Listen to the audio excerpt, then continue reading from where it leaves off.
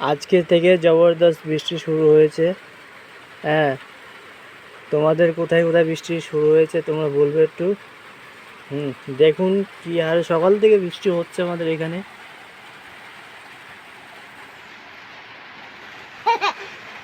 দেখুন এটা মেয়েটা কেমন ভিজছে, দেখো, টাকা আমাদের।